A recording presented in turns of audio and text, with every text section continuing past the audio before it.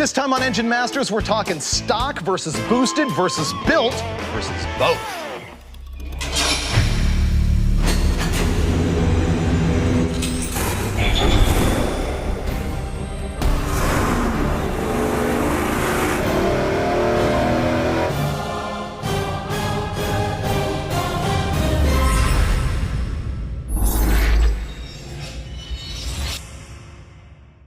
This is Engine Masters presented by AMSOIL, and this time we are gonna have 4 different engine configurations and a whole lot of information. Check it out. That is a bone stock GM 5.3 liter LM7.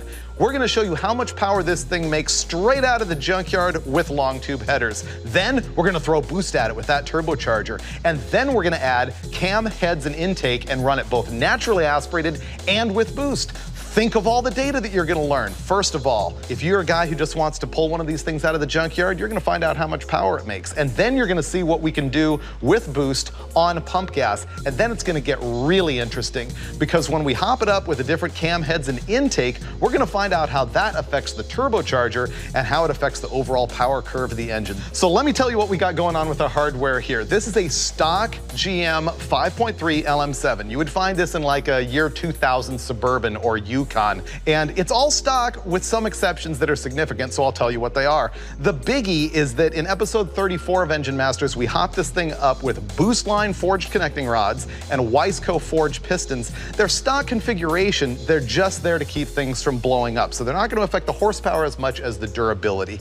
We've also got long tube headers on it from Holley, and we are controlling the whole thing with Holley HP EFI with a custom tune rather than with a stock computer. But other than that, stock intake manifold, hideous truck unit, stock eeny-weeny little camshafts, stock cylinder heads, and as a matter of fact, the compression ratio is just a little bit less than stock with those forged pistons that we threw in there. We're gonna run this thing right now naturally aspirated, and then when we step up to the turbo, we'll be doing it with these Hooker cast exhaust manifolds. These things are $449 at Summit Racing. They're a great way to put a turbo on your street LS, and the turbo itself, kind of a more hardcore unit based on what we're doing here. It's a Borg-Warner S480 96mm unit from Little John Motorsports. It's capable of 1200 horsepower. I don't think we're gonna be going there in this episode, but who knows? Stay tuned to find out. First off, we're gonna roll this thing in the dyno, and you're gonna see Steve Dulcich sauce this thing up with AMSOIL, and then we're gonna find out what it makes bone stock before we pour the boost to it.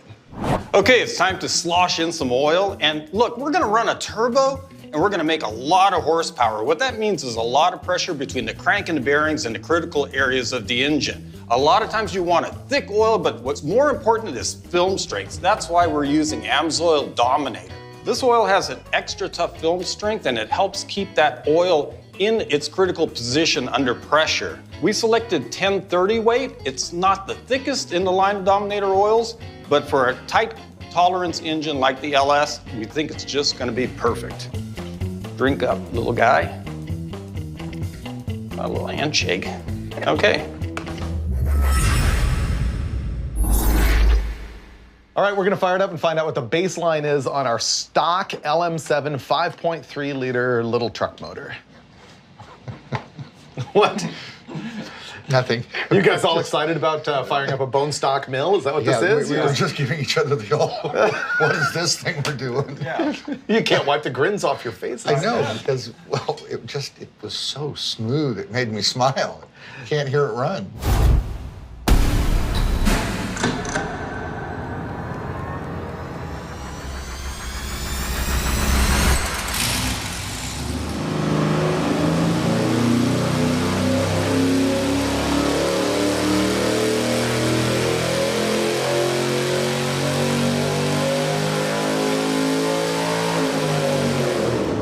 So there's our baseline power, pretty much as expected, 358.6 pound-feet of torque at 4,300 RPM, and up at 5,400 RPM, we made 334 horsepower. It's actually a nice, happy little engine. If that was a 283, I'd be thrilled to death with it. Yeah, I would be if it were 283. Or even if it was a 327 with stock heads on it, that'd be like, whoa, not bad. You know, the 383 big block in your Roadrunner makes that stock. Yeah, I was just going to say, think about all the big blocks that were rated at 330 horsepower, 3 1/4 horse 396s. I mean, some of the later model 454 truck stuff, and this is doing it with 325 inches. So Yeah, it's a good motor, actually. This I'm explains impressed. why it's a great swap. I mean, this thing has headers and no mufflers on it, no accessories and everything. And I bet it would make a little bit more power with an air filter bell mouth on Some the sort of manifold, radius, yeah, or some sort of a body, radius yeah. or something. And we know that it would make, what, another 10 or 15 numbers with another half point of compression? yeah, probably another 10 or so. Okay, it's good. Now let's make it great. Let's go turbofy it. Yeah. I'm ready for that. Boost, party of one. That's a big turbo. This is just going to involve removing the headers, installing the hooker cast iron turbo manifolds, hanging all the hot and cold plumbing. I think we got a little air to water intercooler. Okay, that does it. We have our whole turbo system hooked up and we're ready to go fire this thing up and run it for power. Okay, dudes, boost. Man, this always makes me like think philosophically. Philosophically? Philosophically, What do you well, mean? Because like right now, sure, we can go make more horsepower with this thing by cranking the boost up. And, course. You know, It's a and you turbo. could just keep doing that. Well, Until it It's blows It's up. but my goal here is not just let's find out how much power we can make with this thing. My goal is to find out if you have cam heads, you know, intake, speed parts and stuff, how does that make your turbo different? And how does that make you think about, should I, you know, what kind of engine do I want? Do I want an NA motor with a bunch of speed parts on it? Or do I want a bone stock engine with a turbo on it? Or do I want a built-up motor with a turbo on it? That's really the thing. Built up with a turbo, obviously. Well, I know, and then keep cranking up the boost, cranking up the boost. Let's stop now. Let's fire this thing up. This is what this stock 5.3 is gonna make at almost 10 pounds of boost.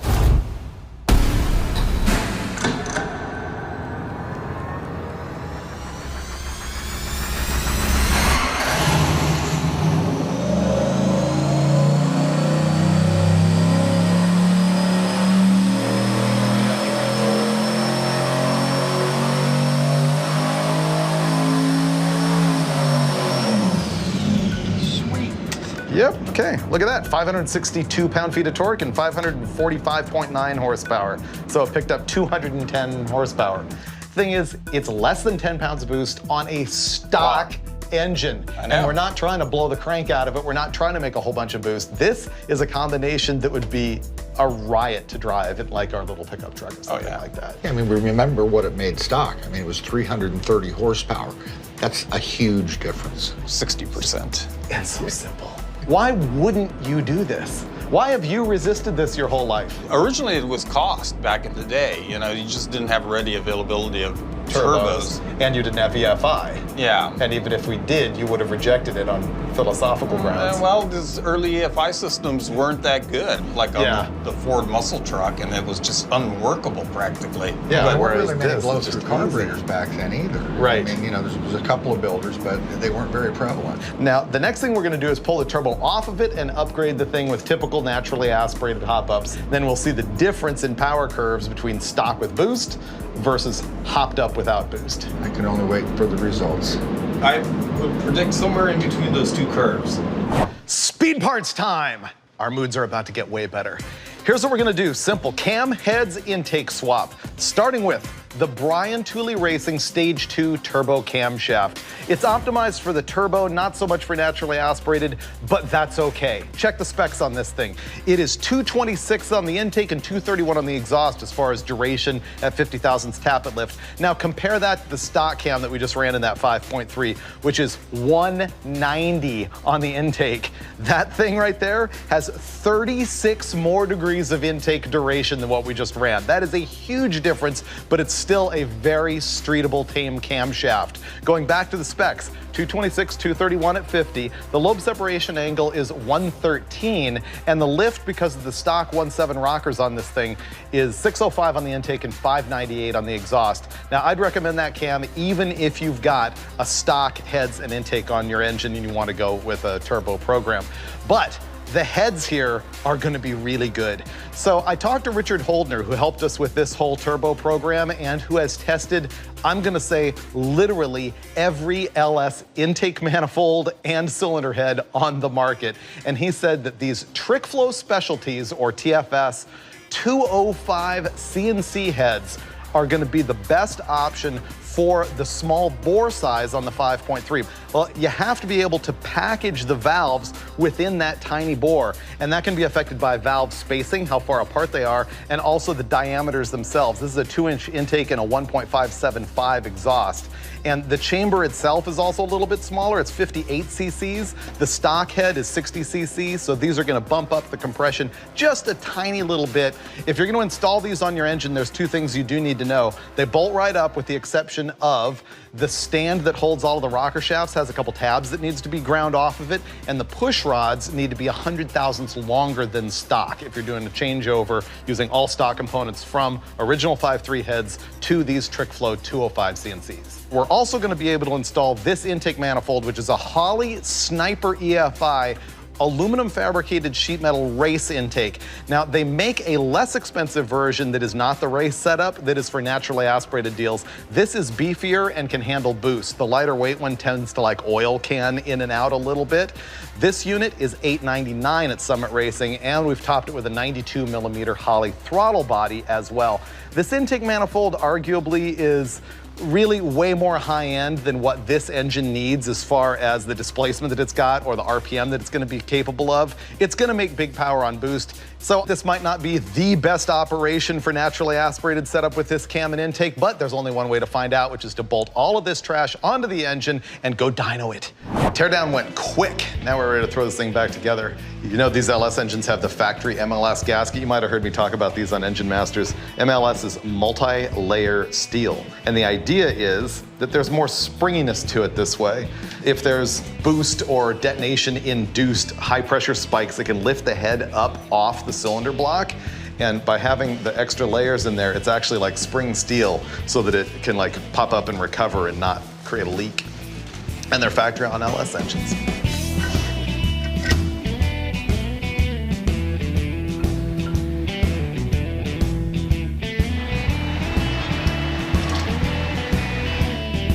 Well, you know, this is going to probably be my favorite because it's a hot rod motor now. It's got this badass intake, the cam, the heads, headers. I want to say it's my favorite, but it's too easy because we know a turbo's going on it. I don't know. I might like this better. I got to see how much power it makes once we get it all hooked up. It's all zoomy now. Well, yeah, it looks like a performance engine. I think it's going to be embarrassing. Will it perform better than the turbo version of the stock engine? No. Well, no. There's no chance. But it's a whole different animal. Yeah, he's doing a great job of comparing apples and oranges. Yeah. Well, let's do it. That's what this whole episode's about. Fire it up. Let's see what it does.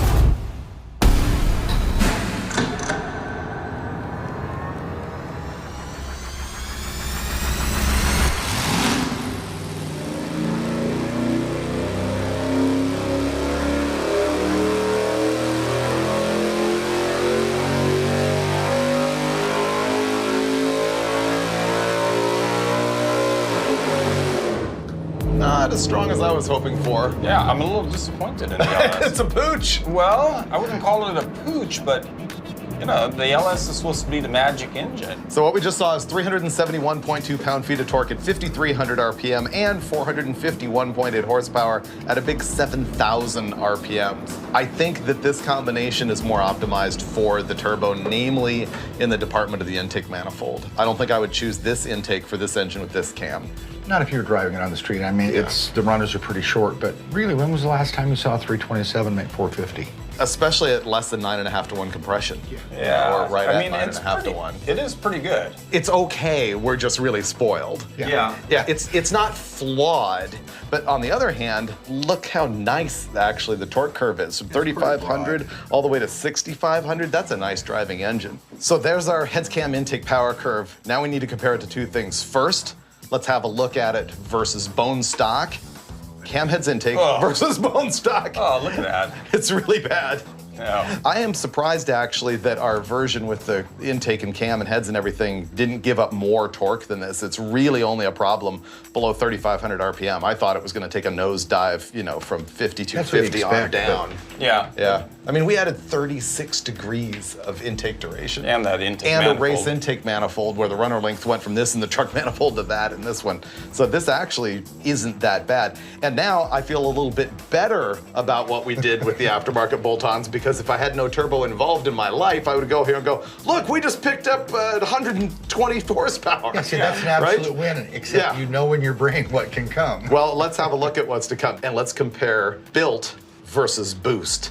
Oh, that's really depressing. Wow, that's a punch in the gut right there. Wow. That's really bad. I mean, so much torque. Red lines here represent the stock 5.3 with almost 10 pounds of boost from that turbo, and the black lines are what we just did with almost $4,000 worth of speed parts. That's 200 pound-feet of torque.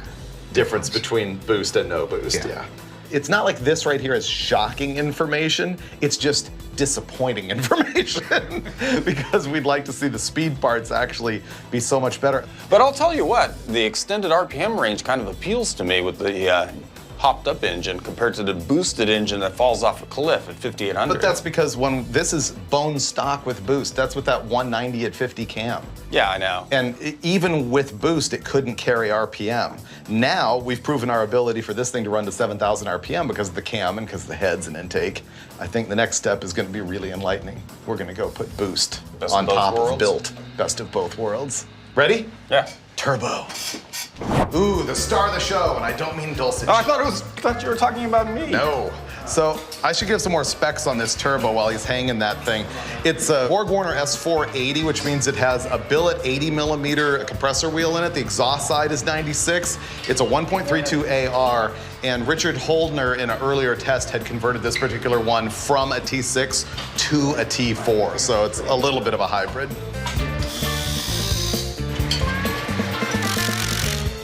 We got the Boost Plus built combo all set up here. We're gonna run it right on the same wastegate spring as it was on before, and then the real question will be, will I be able to get Brule to like crank it up later?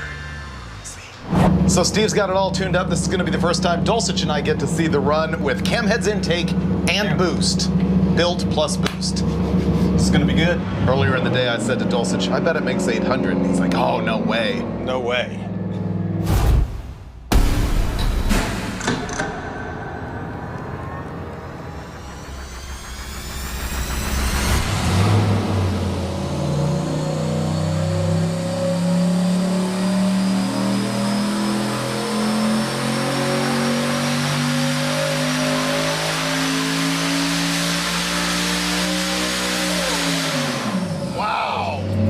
Made more than 800 horsepower that big. That's what it's supposed to do. Wow, that is a big change. All right, so our final answer on the turbo with the built-up motor is 601.6 pound-feet of torque, all the way up at 6,000 RPM, and 816 horsepower at 7,200 RPM. But how did the boost change from the same turbo with the same wastegate with the same spring between the stock engine and the hopped-up engine? Wow, so the stock engine actually made more boost down low and rolled over, whereas obviously the RPM just kicked this thing. So what's going on here? I think there's a couple things. It's not like a Pro Charger where it's just a function of RPM. No, and with belt-driven stuff, a lot of times you'll see cam and heads drop the boost and make more power. It's moving more exhaust, and I presume the exhaust is hotter and faster. And so therefore, it's spinning the turbo harder and it's making more boost. We don't have a sensor in it, but there's more exhaust pressure. Yeah, so that's really interesting because you go, I put better heads on it. The boost went down, which is a good thing because that's less temperature, but power went up because it's airflow, because the thing is, boost is only a measurement of inlet restriction. Yes. And so that's why that happens with a belt-driven blower. But in this case, the boost just goes up because it got more RPM. But like you say, even here it's higher. Yeah. And this is the snapshot of what I actually wanted to know from this test. I'm going to overlay just the horsepower curves. Steve had mentioned kind of follows a curve, and I think he's right on target. Yep. He's absolutely right. Yeah, the horsepower curve and the boost curve looks exactly the same. Same curve. It's not that boost and horsepower are directly proportional though, because you do get points here where other factors come into play and it just can't take the boost. It's airflow, it's exhaust efficiency or inefficiency at that point. It can't move any more air. Yeah. Yeah. So that VE's dropping, and here VE's still going up. Yeah, you've got a lot more activity on the hot side of the turbo when you're running that up to 7,000 RPM with this hot combo. Yeah, it's moving more air. It's volumetric efficiency. Physics! It all works! It never lies! Does the same thing every time. Yeah, Okay. This is good. So, all right. I have a feeling I know where this is going. 4 digits. I want 4 digits. Let's go for 6. What the heck? No, but the thing is, I mean, that's a lot of horsepower on a very moderate amount of boost. I mean, 12 pounds is not insane. No, not at all. Okay, 816 horsepower. That's the end of sort of the scientific analysis part of the program. In our quest for giant power, we've changed the spring in the wastegate, and we're looking at like 18 pounds of boost now. Steve's been tuning it up, hasn't gone all the way to 7,000 RPM yet, so we're on our way. But I am now. Are you? This is the one. Okay. Here we go, our final glory run.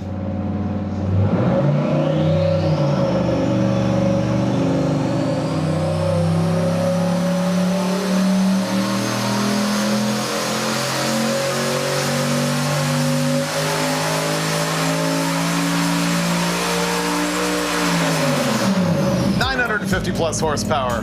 Pretty good. I'm gonna be the voice of reason at this point and go, that's good enough. Look at the heat in that crossover, it's glowing. Yeah, I think we're at the back pressure limit of what these manifolds in that crossover want to do. I'm pretty impressed that we got to 950. That's good stuff. Yep, 956 horsepower at 6,900 RPM and 774.5 pound-feet of torque. And what was the boost? 18.5? That spring's right at 18. So that's an 18-pound spring in the wastegate, really making right at 18 PSI, right at the top. So now we'll compare it with our conservative test. Okay, let's have a look. Oh, why would you ever run on bump gas when you can put stack boost into it and make big power? But again, this thing is 325 cubic inches, and we made 950 horsepower. I'm doing the math. And it's You know, I hate to Stock admit it, walking but now crank. I see why the turbo thing has caught on so hard in the last 3 10 horsepower years. per cubic inch is Yeah. why. Yeah, we're just sitting here Almost. playing around. I know. We're not even working on it. I know. Through a manifold. It's all fun and games, but the episode has given me a lot to think about. like what to put it in. Yeah, exactly. No, there's other stuff too. Let's go bench race. All right. Yeah.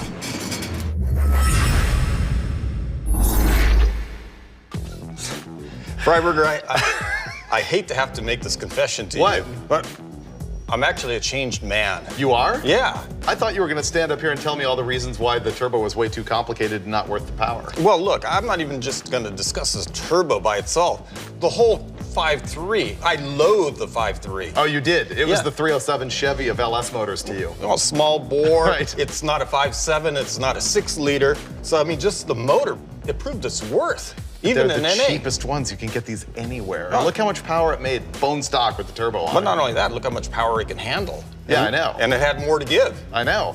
But the point is, built versus boost versus both. Which way do you go? Well, I mean, that's a no-brainer. Boost wins. Both. Both? Okay. Yeah.